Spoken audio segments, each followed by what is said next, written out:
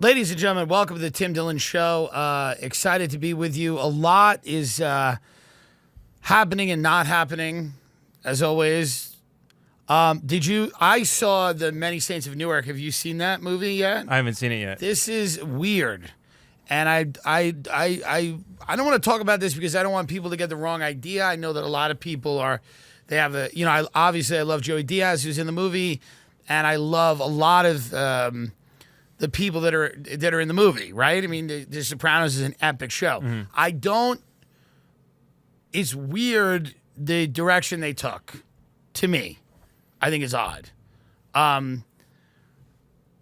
It's strange to me to do a prequel where a huge element of the character that was not at all in the show is brought out. That's weird to me. The prequel to The Many Saints of Newark is about how Tony Soprano got into the mafia. And the entire movie, I don't know if you know this, but is literally, and this is a little fucking, why are you smiling? The entire movie is Tony getting into the mafia because he's gay. And he's trying to hide his sexuality from other people, and he feels the most effective way to do that. And there are sex scenes where Tony Soprano is having sex with men in this movie as the receptive partner. He's taking it in the movie. And people were shocked at this. The whole crux of the movie is that Tony's in an interracial relationship in Newark with a man. This is odd to me because in The Sopranos, there was never a thought that, listen, I'm a gay guy. I think gay cinema is great. But there was never a thought that Tony was gay. So to me, to make his character gay and give him the story arc of having a love interest is very, very strange. And even if you did all of that, the visceral nature of a lot of these sex scenes, I mean, it's really aggressive. It's aggressive. But this is what Hollywood has decided to do. And I'm emailing you right. There's a scene, because you know that I was asked to audition for this. Oh, you did? I was asked to audition for this. So I got the script. Mm-hmm. And there is a scene that me and you are going to read from The Many Saints of Newark. Okay. And I worry that, I don't want to offend anyone that really enjoyed the picture. But I think that it's worth stating how different this is than most of what we've come to expect from David Chase and The Sopranos. Do you have it? Did you get it? I'm refreshing. There it goes. Okay, so this is a scene from The Many Saints of Newark. And again, here, don't read it. Read it as you do it. That's what a real actor does. Okay? Okay, who am I? You're African-American man. Now, I want you to start, describe the scene up top. Okay, you want me to be the narrator? Yes. Okay. Tony, a young sexually confused man, explores gender and sexuality with older men in the mafia. This is weird, right? I mean, let's be honest. Is this not weird? This is not what I thought the movie was going to be about. And listen, I don't do a good Tony Soprano impression. So that's not what I'm trying to do here. Mm-hmm. What I'm trying to do is act and breathe life into the scene. Okay, so let's start. Okay. Tony is sitting on a bench by the basketball court. He notices a young African-American man playing basketball shirtless. Tony is shy at first, but brings to speak to him. Well, I don't know why that was written like that. Hey, what are you doing? Okay, so I'm African-American, right? You're the man. Now, Okay. This is Tony's at a basketball court. Yeah. He's watching an African-American man play basketball shirtless, and Tony is sitting there. And I think in the movie he's eating an ice cream cone seductively but that was added later. Again, this is the many saints of Newark. Okay. This is true. All right. I'm only laughing because I'm stunned that they went in this direction. Okay, Tony is shy at first, but speaks to him. Hey, what are you doing? I'm playing ball. What are you doing? Watching you like what you see? Hey, what you're doing right now with the black hands and stuff, it's not necessary. Okay. You know what I mean? Okay. Do you know what you just did? You're like, I'm playing ball. Black people don't talk like that. Okay. Do you see what you did when you Well, go this like is like this? the 70s. I'm trying to think of how they'd play it. Maybe Yeah, it's like well, it's groovy. I think you just really just respect the work. Okay. Okay. I don't think we need to start doing a dance. Okay. Hey, what are you doing? I'm playing ball. What are you doing? Watching you like what you see? Okay, I'm playing ball. What are you doing? Watching. You like what you see. Watching? You know, You like what you see? maybe I do. Maybe I do. Let me ask you something. Do yous have bigger dicks than us? You know, like that's what people say. Only one way to find out. You guys must have real brajoles over there, where you come from. I'm Italian. I'm in the mafia. Or at least I will be, but I can't tell anyone that I'm, into men. I know what that's like. You do? My pastor says that gay people go to hell. He calls them $3 bills. Your church, that's where they do the screaming and everything. Hey, you think anyone is there right now? Maybe we could go over there. You want to see my church? I want to see you. Tony pulls the man close to him and they begin making out. Tony is grabbing his crotch. The man seems uncomfortable with all the people around. Not here. We can have sex in my church. So this is crazy to me. Then they go have sex in a church where Tony is getting it in the ass. Mm-hmm. And it's crazy. So is there like a gospel choir and everything, but they're in the back? It's no, cutting back. it's an empty church. Oh, okay. And he's just like pounding Tony. And then Tony says, I don't know if I want you. This is a quote from the movie. Tony goes, I don't know if I want you to explode in me, but I also want to taste you. And then the guy goes, well, have you heard of felching? And Tony goes, no, what's that? And the guy goes, that's where I would come inside of you and then suck it out with a straw or something and then spit it back in your mouth. All I'm saying is this was very surprising to me. That's what I'm saying. Again, go see the film, make your own decisions. It's very surprising that they went in this direction. Personally, I mean, the whole thing, when we meet Carmela, like, it's crazy because he's like having sex with guys is weird. Anyway, that's just that's just my 2 cents. I don't want to make anyone mad. No, and Joey Diaz is in this. I heard it's James it's good. Damore got mad at me. That guy, that guy from Google? Yeah. Who he's kind of has Marfan syndrome, I think. He's really like, I don't know, he's like very lanky. Mm-hmm. And he's autistic. He says he's autistic. He says that he sees the world differently.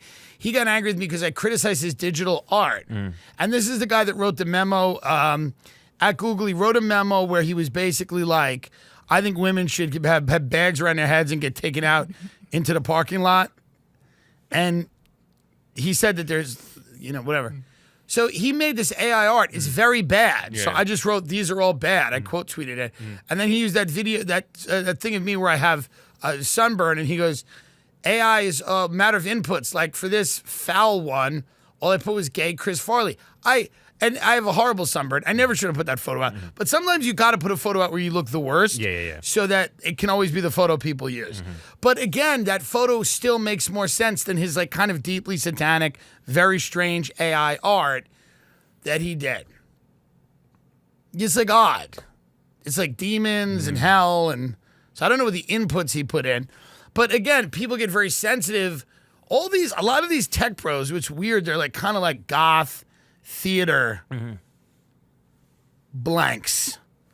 And I don't know what, even though they're like tech bros, they're like, you know what I mean? They're like weird nerd. And again, he was angry at me. And I defended him when he wrote that memo saying that women wanted to get bags over their heads and take it out into the parking lot at Google. So I don't understand what's the problem. But he's very sensitive. These people are very sensitive, okay? And he lives in Austin, so we know he's one of the worst people in the world. But we still support him and we don't think it's fair that he was fired from Google for saying that women like to have garbage bags put over them and then put in a van. He got angry with me. The people don't like objective reality anymore. When you say like the way he says, like, men and women have different aptitudes. It's also like some things are bad. That art is bad. It's bad. That Lil Nas X version of Jolene is bad. It's not good. He's speaking. He's going, Jolene. And of course, Dolly Parton got a tweet like, I just am honored and I love him and blah, blah, blah. Because you can't be honest, because the appeal of Lil Nas X is in the package. It's in, there's a good-looking black gay guy, and he has, he's a flair about him. He knows what he's doing, but the actual vocals are not good. And for anyone to pretend they're good, and the Old Town Road song was kind of a troll that became huge. Yes. And he's smart, and he knows what to do. He says, "Look, I'm fucking Satan this week, and next week I'm pregnant." But that's replacing the music. Right. See, people should realize that that's not in addition to the music. Like Lady Gaga's talented, and then she does a lot of that stuff in addition to the music. This is completely like instead of the music, we're gonna do this. I'm gonna take a photo of myself or have a CGI photo of myself made where I have a baby. And this is like, but again, to say like this isn't good, people get very angry, or to point out the AI art and go, hey man, this is not good. It's objectively terrible. I'm sure you're a lovely person, but this art is very, very bad. And why do you care? You just put inputs into a computer and then it made it. Why do you give a shit? Maybe I'm insulting the AI. It may not be you. But people don't like the truth. It's unfortunate. It's like a lot of people are not going to like to hear that Tony Soprano is a gay man, but this is what it is. I love Simply Safe. I'm telling you right now, you need them. They launched 2 new wireless outdoor security cameras. That's right. Simply Safe, the system that U.S. News and World Report says the best home security system of 2021, just got even better. Brand new outdoor security camera is engineered with all the advanced tech and security features you want. After the stalker incident, we have them. Yes. We're all using them. It's ultra-wide, 140-degree field of view, so you can keep watch over your entire yard. It has 1080 HD resolution with an 8x zoom. That means you can zoom in and clearly see the faces and license plates to capture critical evidence of the people trying to do you harm. It is a built-in spotlight with color night vision, so you can keep an eye on what's going on day or night. It's super simple to set up and usually takes only minutes. It has an easy-to-remove rechargeable battery key. So it doesn't need an outlet. You can go anywhere on your property. This camera has it all, and it integrates with your Simply Safe home security system, extending the protection to the outside. Together, it means every door, window, and room are protected, and now your property will be too. To learn more about this exciting new Simply Safe wireless outdoor security camera, visit simplysafe.com/Tim Dillon. What's more, Simply Safe is celebrating this new camera by offering 20% off your entire new system and your first month of monitoring service free when you enroll in interactive monitoring. Again, that's simplysafe.com/Tim Dillon. I'm so excited about this because it is important to be safe. Especially now. Especially now. A lot of Americans are on a high deductible health insurance plan on the hook for thousands of dollars of deductibles, copays, sky-high premiums. There is something called Crowd Health. I really want everyone to check this out. It's a better way to pay medical expenses. The government, unfortunately, is not getting their act together, so we're going to need to look out for ourselves. Crowd Health is a community of people who are tired of paying for a broken system, a place where you can get a simple, flexible, and affordable way to pay for your health care. Being in the Crowd Health community can save hundreds of dollars monthly and put thousands of dollars in your pocket.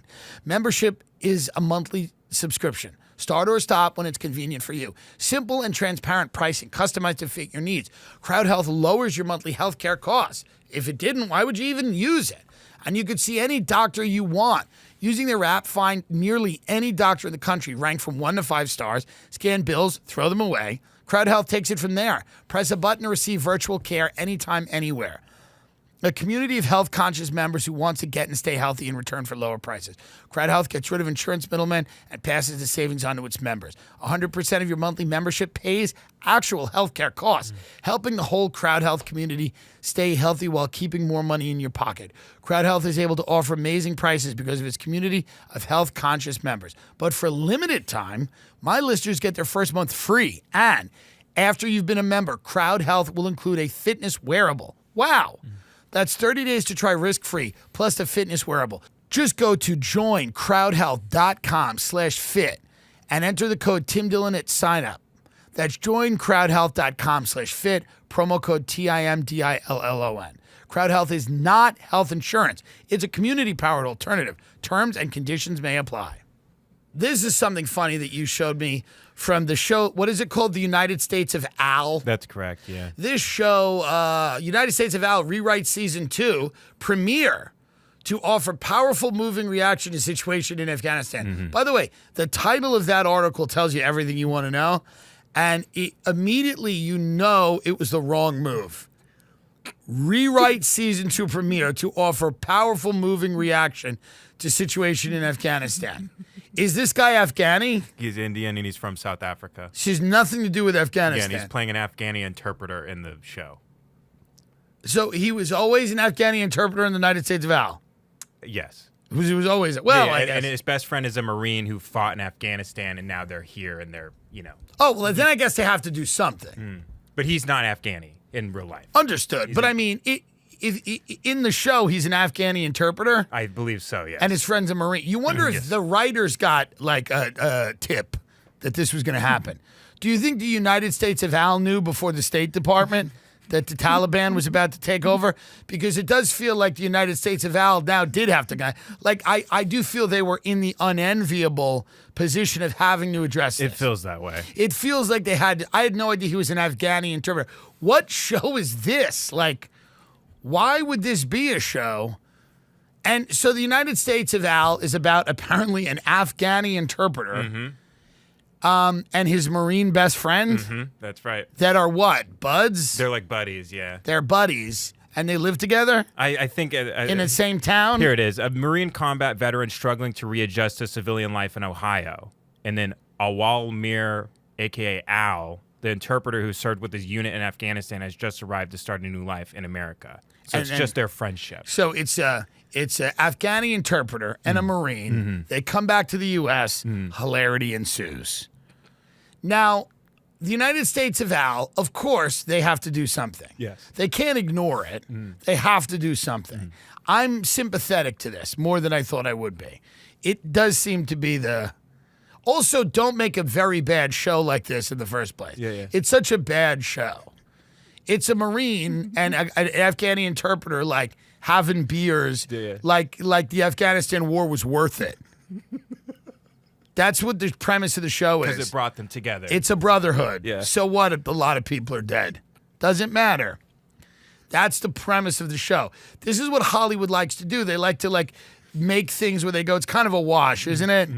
I mean, Al and his buddy would have never been brought together if we didn't have the Afghanistan war.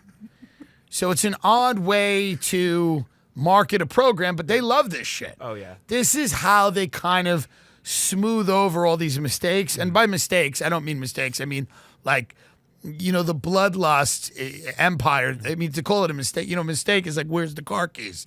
Not like, oh, we're going to Afghanistan to pay off pedophiles and, steal lithium ion. That's not really a mistake. But the way at the end of all of that to kind of make it like, hey, sorry, they do these cutesy little shows where like people become friends with each other from, this 20-year-long war that killed people for absolutely no reason. And but the United States of Al. And so this is the scene where Al, I guess, realizes that the Taliban... This is the promo for the upcoming episode. It's the big Afghanistan episode. It's the big one. Yeah. This is the one because the fans of the United States of Al, I don't know who they are. I imagine they're older white people with dementia's not... It's setting in. It's not... It hasn't fully ravaged their brain, but it's setting in. And they're like, we like the United States of Al. And it's because that's CBS's crowd. They're old people. They're elderly people that watch the United States of Al, and it explains to them why we went to war in Afghanistan through the TV. And they sit there and they let mashed potatoes dribble out of their mouths while they stare at this. So now let's play this for everyone. This is the Afghanistan episode from the United States of Al. Riley, is it confirmed? The Taliban took Herat. Kabul might be next. Al's family's there. We're at the airport. Although there's so many people, I don't think I can do this. Listen Stop to this me. for a minute. This is... So, Al's family is still in Afghanistan. He's... during this scene, do you quit when they ask you to do this? When they say, do you mind taking out a phone and then you're going to, on speakerphone, pretend you're talking to someone desperately trying to get out of Afghanistan? Like, at this point, do you think of choosing another career? There's always got to be a moment in your career. Like, I have it every day, every minute. But you got to imagine that when you're doing this, it's so offensive on so many levels. And it's... First of all, when painful things happen, of course, one tries to make them into art forever, right? But this is like immediately, this is happening. And it's also happening in the most grotesque way imaginable. Like, we're rewriting the season premiere so that we can deliver a powerful, moving message from our sitcom on CBS. Play the rest of this, but it's crazy. It's crazy. They're doing a scene where I guess his family member going, I don't know if I can do this. And Al is trying to talk them through it. Yeah. Okay. Play it from the beginning again, please. And I won't interrupt. Riley, is it confirmed? The Taliban took Herat. Kabul might be next. Al's family's there. We're at the airport. Although there's so many people, I don't think I can do this. Listen to me. I am right there with you. But he's not. But hold on. But Al is in America. That's right. Now, does CBS include any of the perspective of the Taliban in this? Like, does the Taliban get to have any say at all? Or is this just some type of, like, propaganda vehicle for the U.S.? Because I think the Taliban have something to say as well, that I would like to see their opinion in a CBS sitcom as well. If we could fictionalize the Taliban and what they want out of this whole thing. Well, when is it on? When can you watch the United States of Al? I think it's coming out sometime this week. It says the premiere's dropping really soon. Because I really want to see this. Well, it's exciting.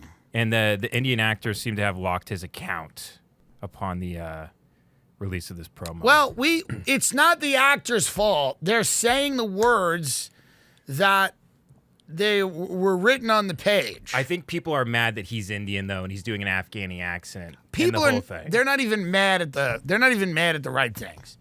What they should be mad at is that A, the show exists. Right. B, CBS exists. They're not even mad at they should I like that. The Taliban just took Herat. Kabul could be next. Al has family there. Here's a real synopsis of an episode that came out this year. Al greets Riley's daughter Hazel and introduces himself as her godfather. On a video call with his mother, Al is berated for wearing shorts, as it against his religion as a Muslim to do. The following day, Al and Riley go to the DMV, where Al becomes nervous after seeing that his female driving instructor, Paula, is also wearing shorts and as a result fails his driving test. Wanting to adjust to American social norms, Al talks with Riley, Art, and an offended Lizzie to sort things out, deciding to avoid forcing his religious double standards on other people. In his following visit to the DMV with Paula as his driving instructor, Al overcomes his issues by acknowledging both Paula and himself are wearing shorts, only to become nervous once again after stopping at a traffic light next to a charity car wash with bikini-clad women. Okay. Why are we doing this? Why do we need to do this? Why are we trying to do this? I'm very curious as to why CBS is doing this. Like, this is a guy who's going to have to, like, some of his beliefs and views seem a little antiquated. Yeah. And CBS is now trying to figure out, like, funny situations to put him in. I mean, who's this for? I guess this is for young Muslims that love CBS. I suppose so. Is that what it's about? That are also wrestling with some of these ideas? And they need to... Al goes to a party with Nelk and gets nervous when the women start taking Jell-O shots in their pussy. He doesn't know what to do. He doesn't know how to square this with his Muslim faith. Drinking tequila out of a woman's belly button really tests his religion. Next week on the United States of Al. It's the worst show in the world other than La Brea. Have you seen this thing, La Brea? No. It's a show where I think there's a sinkhole, and then people read the description of this. A massive sinkhole opens up in the middle of LA, separating a family between two worlds. The mother and son fall into an unexplainable primeval land alongside a group of strangers trying to figure out where they are and how to get back home. Left above is a daughter who barely manages to survive the disaster, and the father, whose troubled past and hallucinations make him an unlikely choice to help solve the mystery and reunite the family. What? But when he realizes his visions might just be the key to finding their loved ones, time will be the only thing that stands in their way. This show is about a hole that opened up and people fell into it, into a world with dinosaurs. This is the biggest show on TV right now. And I know a kid in it who's like a nice kid, but I do think it has to be canceled and he has to be homeless because this is truly a horrible, horrible thing. So this is the biggest show and Squid Game, the show on Netflix. Perhaps. I don't know anything about Squid Game, but all I know is that La Brea is about people falling in a hole and landing in the land before time. And they're like running around fighting like big prehistoric animals. So look at the La Brea. I mean, is there anything stupider than this? Who is working like they don't know what to do anymore. Yeah. So they're just like, yeah, whatever, man. Let's just it's a hole that opens up and everybody falls into it and they fight dinosaurs. And the dad has hallucinations and they unlock the key to the mystery. What's the key to the mystery? We don't know. We'll figure it out in season 4. Leave us alone. It's embarrassing. And Salt Bae is losing his mind, suggesting that he's becoming an inspiration to millions of children. Mm-hmm. Salt Bae is now saying, this is his quote, "Now everybody wants to be a butcher because of me. Now if you ask a kid, they want to be Salt Bae. They see me as an idol. I'm an inspiration to a lot of people in a very short period of time." Salt Bae, let me correct you. You're an inspiration to absolutely no one. No child wants to be you. Mm. I've never been to Salt Bae's restaurants. Mm-mm. He had one viral video where he was salting meat. That was it. Well, we know that. But have you ever been to his restaurants? Well, it's these restaurants where I guess on a good day he walks around from table to table and he has like a big sword. This is true. And then he just lobs women's clits off with his sword. I mean, this is crazy, but people like it. People love it. He lobs clits of women off, and he performs clitorectomies of women eating in the restaurant, and people like it. And then he salts the clit.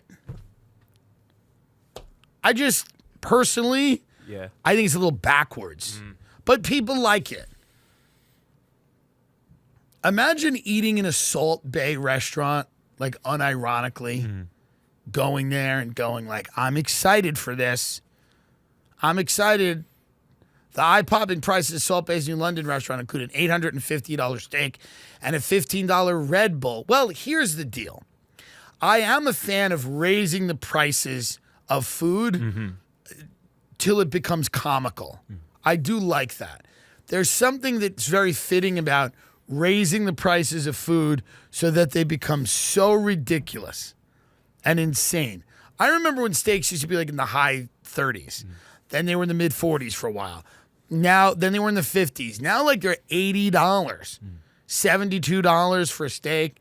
Some of them are well north of $100 depending on the cut that you get, depending if it's Wagyu or not Wagyu. You know, like it's crazy, but this is what they want. Like if you're an idiot and you're dumb enough to go to Salt Bay's restaurant, you should pay thousands of dollars for that. The steak should be $2,000 because you're already dumb enough to go. Right. Like that's the marketing meeting. Like when they talk to Salt Bay, they go, listen, these people are already stupid enough to walk in the door of this restaurant. You've proved absolutely nothing about your ability to do anything other than like let salt trickle down your fucking forearm onto a piece of meat. So the fact that people are going to this means they're idiots. And they're rich enough and they'll pay any amount of money. So let's just start charging $850 for a steak. And why not? Why not? I'm for this in a big way. Somebody tweeted, it's cheaper to fly and have food at Salt Bay's Turkish restaurant than to go to the London one. Yeah, the London one's very expensive. I love when you... Now, by the way, somebody said that Salt Bay, and I don't know if this is true, is a very popular Halloween costume. Could this possibly be true? Let's see here. I mean, let me hit news to see if it's like... I mean, I'm not seeing anybody write anything about it. Supposedly, Salt Bay's I'm an inspiration to children all over the world has something to do with the fact that people are dressing up as him. First of all, kids don't want to be restaurateurs. They want to be like firemen. Right. They want to be like garbage men. They like things with trucks. Men do.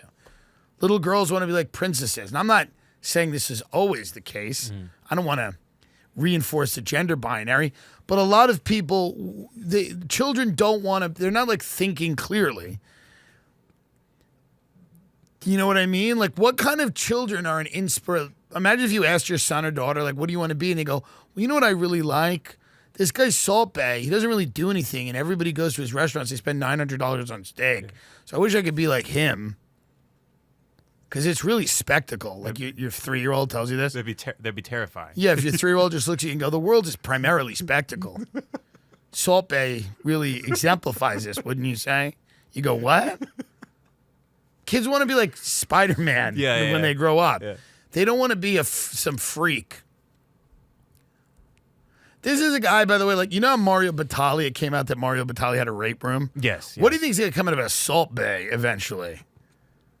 It's going to come out that Salt Bay was like a cannibal who liked carving women up and eating them. Where does he come from, Salt Bay? Turkey. Interesting. Salt Bay. Well, we wish him the best. He's a figure that Nusrat. Yeah, I mean, Turkish chef. Yeah, it's the power of Instagram. Good for him. Good for him. He made a lot of money. All you need is one viral video on Instagram that gets people going. Truly. All you need is one viral video. Just one. On Instagram. And you can hawk your products to morons who want to feel something before the end. And that's what his restaurant's about. People in his restaurant, they're just like this with the phone. They're like, look where we are. Look at Salt Bay. People really have so little going on in their life that it's exciting to them. Speaking of products, boy, do we have a lot of them. Where are they? Where are the ads? Here we go. Wake up. Thank you. Where are these advertisements? We only advertise products on this show that I have a personal love for and relationship with.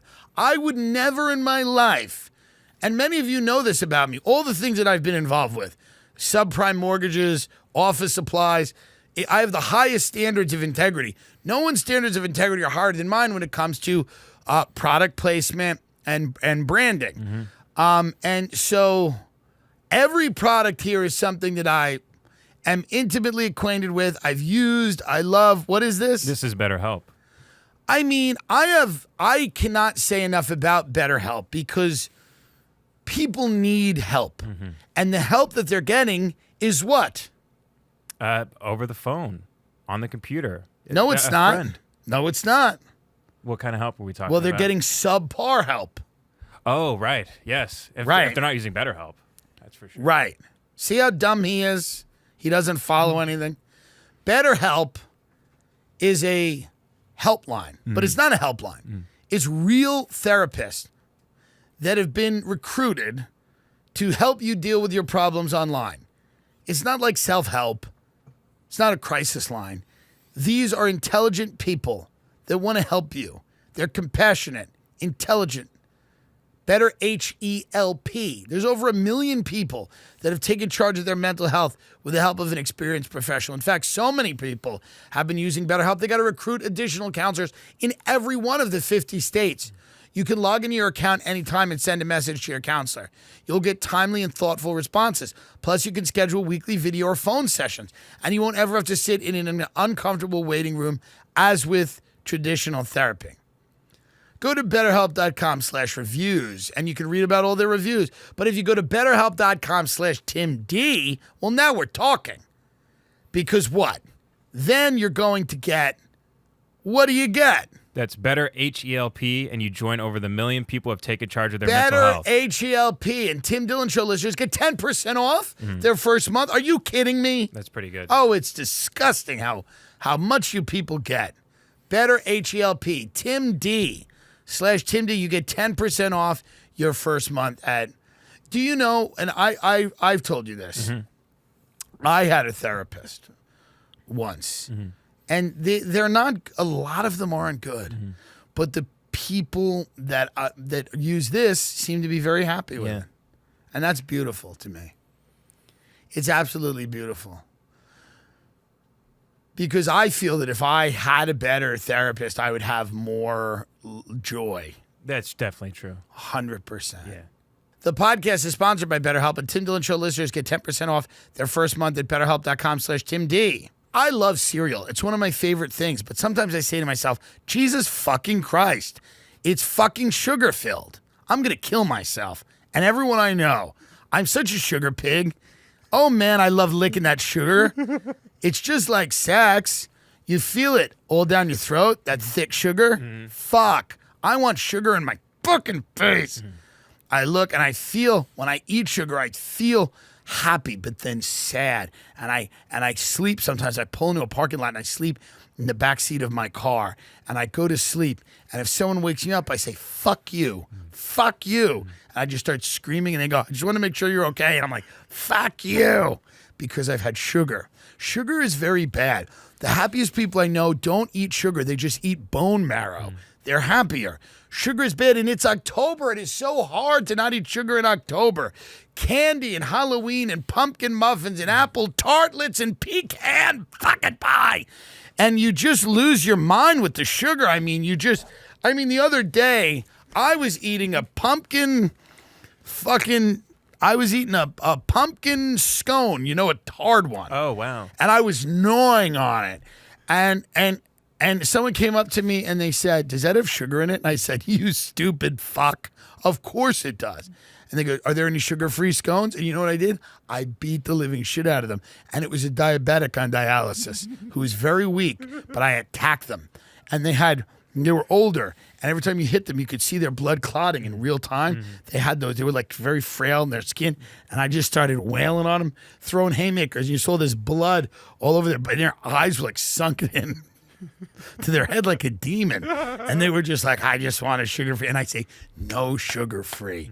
None. But then I remembered that I should have told them about Magic Spoon cereal because in all actuality, Magic Spoon is sugar-free, and that's what makes it good. So if you go to magicspoon.com/Tim Dillon, get a custom bundle of cereal and try it today. And be sure to use our promo code Tim Dillon. They use high-quality sweeteners like monk fruit. There's 0 grams of sugar, 13 to 14 grams of protein, 4 net carbs in each serving. Only 140 calories a serving. It's keto-friendly, gluten-free, grain-free, soy-free, low-carb. I'm telling you right now, I think I killed that person. I'm not sure. But I wish I told them about Magic Spoon instead of physically assaulting them because they were elderly and very sick. And that's where I sometimes regret my actions. Do you know what I mean? I feel like you wouldn't have done that if you had known that they just brought back 2 super popular flavors. Which ones did they bring back? Cookies and cream and maple waffle permanently. Let me tell you this. It could have gone one of 2 ways because if I knew that, I would have either A, not done it at all, or would have been so excited I would have slit their throat. I don't know which way it would have gone if I knew that. Yeah. You know, that's the difficult thing. MagicSpoon.com/Tim Dillon and grab a custom bundle of cereal. Try today. Buy the Magic Spoon, folks. You need to do it. Everyone I know that's using Magic Spoon is a beautiful person, inside and out. MagicSpoon.com/Tim Dillon. Use a promo code Tim Dillon. $5 off. You get $5 off.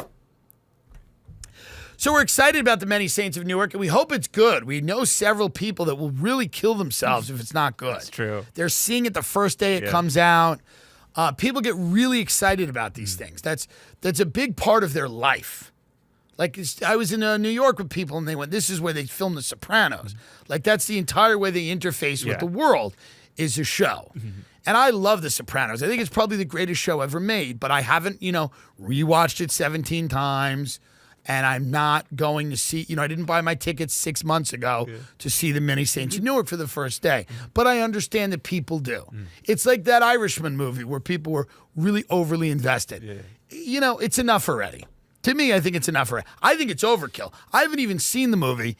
And I'm going to go out and just say already, I didn't need the prequel to Tony Soprano's life. I just didn't care. It didn't mean anything to me. I thought it was a brilliant piece of art. We don't need to make more of it than what it was, right? We don't need, it's not a philosophy of life, I don't think, or it shouldn't be.